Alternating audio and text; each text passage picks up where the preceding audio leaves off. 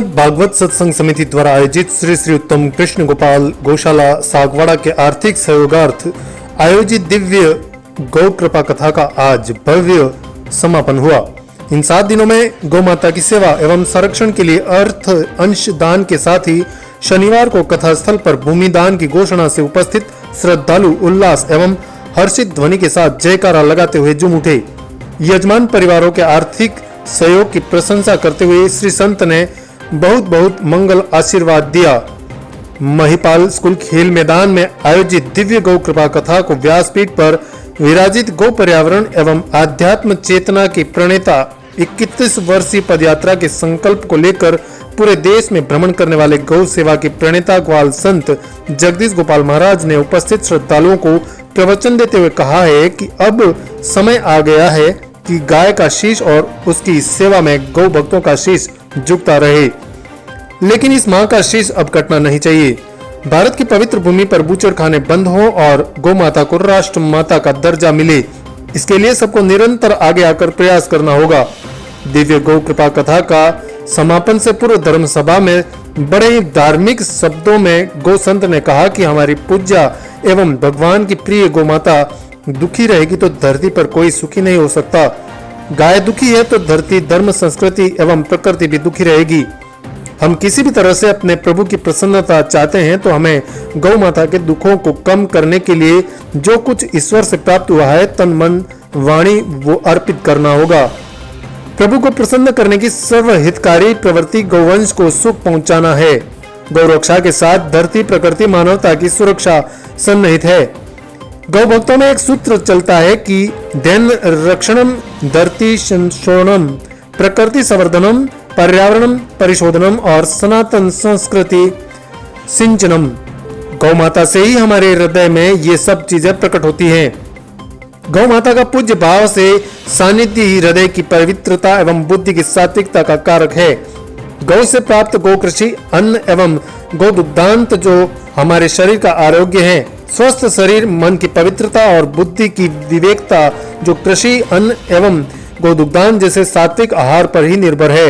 उन्होंने कहा कि प्रतिदिन कथा में उपस्थित संत कथा में नव जागरण का कार्य कर रहे हैं जो गौ कृपा का प्रसाद इस जन्म में प्राप्त करें।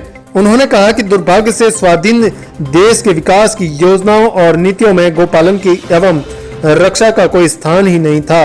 जो लाखों वर्षों से जिस सभ्यता को केंद्र गाय थी, उस सभ्यता वाले देश में भी स्वाधीन भारत के शासकों ने इतना बड़ा अपराध किया। वह हजारों वर्षों से पालित, पोषित, आचरित गोपाल की उपेक्षा की। हरित क्रांति से अन्न उत्पादन बढ़ा परंतु धरती का नाश हुआ और सब रोगी हुए। उन्होंने कहा कि धर्म स्वरूप नंदी की सेवा का बहुत बड़ा पुण्य है। मेरे भगवान के कार्य तो मेरे भगवान ही करते हैं। आज जनता में गौ माता के प्रति जागृति आई है। उन्होंने कहा कि गौ की हत्या और यातना देने का अपराध अक्षम्य है। अन्य अपराधों के लिए प्रायश्चित हो सकता है, लेकिन गाय माता को कष्ट हो ऐसे कुकृत्य के लिए किसी भी प्रकार के प्रायश्चित का प्रावधान नहीं है। उन्होंने कहा कि गौ घटने से हमारी संस्कृति पर खतरा है।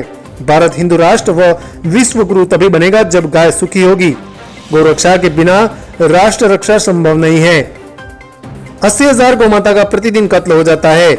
आज व्यक्तिवाद हावी हो गया है। जहां गौ माता नहीं वहां देश के दुश्मन बड़े हैं। मृत्यु अटल सत्य है। सबसे श्रेष्ठ सद्कार्य अंतिम समय में गोदान है। गौ माता की कृपा से ही राष्ट्र की समग्र उन्नति संभव है। भौतिक रूप से विकसित कहे जाने वाले देश में भी आम सनातन आध्यात्म की ओर बढ़ रहे हैं। भौतिक विकास के साथ आध्यात्मिक विकास भी जरूरी है। गाय सकारात्मक ऊर्जा का केंद्र है। यह मानव की भौतिक एवं आध्यात्मिक उन्नति करती है। जहां गाय का अवमूल्यन हो जाए उस क्षेत्र का विनाश करीब ही है। प्राचीन समय में भारत की उन्नति, महानता एवं विश्व स्तरीय ख्याति के पीछे प्रधान कारण गौ माता थी। विगत 2 दशकों से गौ चेतना बढ़ी है। इससे विधर्मियों के हौसले पस्त हो रहे हैं। जब गौ सेवा प्रबल थी तब गौ विरोधी गतिविधियां नहीं थी। गौ सेवा की समांतरण धारा से शीघ्र ही भारत पूर्ण गौरवशाली स्थिति को प्राप्त होगा। उन्होंने कहा कि इस वागड़ धरा पर निसंदेह बहुत ही अच्छी गौ सेवा और संरक्षण आदिवासी समुदाय कर रहा है। मावजी महाराज एवं बेणेश्वर धाम जैसे पुण्य तीर्थ का ही प्रभाव है कि यहाँ गौ भक्ति, सत्संग तथा प्रभु शक्ति की रस धारा पूरे वर्ष भर जारी रहती है। इसी का परिणाम है कि अब उच्च शिक्षित युवा भी शक्ति और गौ सेवा से जुड़कर अपने आप को धन्य कर रहा है। उन्होंने कहा कि वैज्ञानिक एवं बुद्धिजीवी भी गाय को स्वीकार कर रहे हैं। ऋषियों ने हजारों वर्षों तक प्रयोग कर शास्त्र लिखे हैं। भारत के शास्त्रों को पढ़कर कई पाश्चात्य वैज्ञानिक महान बन गए हैं। विज्ञान कितना ही उन्नति कर ले, लेकिन पंचगव्य को प्रयोगशाला में नहीं बना सकता है। साधक की मांग शांति है और वह गौमाता के चरणों में मिलेगी। इस दौरान अनिल गुलाबचंद जी सुथार ने अपनी माताजी की स्मृति में 5 बीघा जमीन तथा एक पाटीदार ने 7 बीघा जमीन गौशाला को दान में दी है।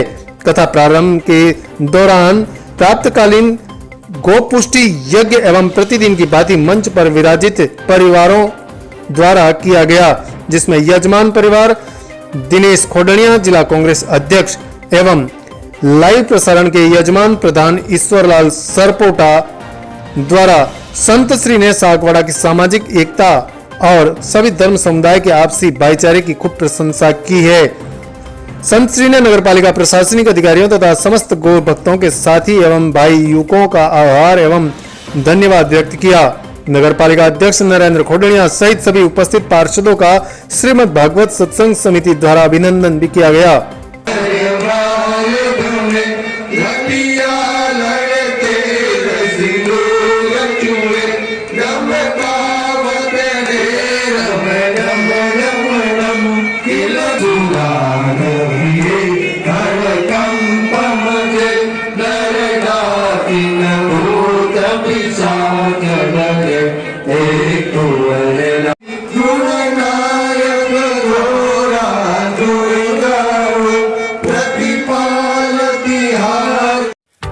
Sagwara live news.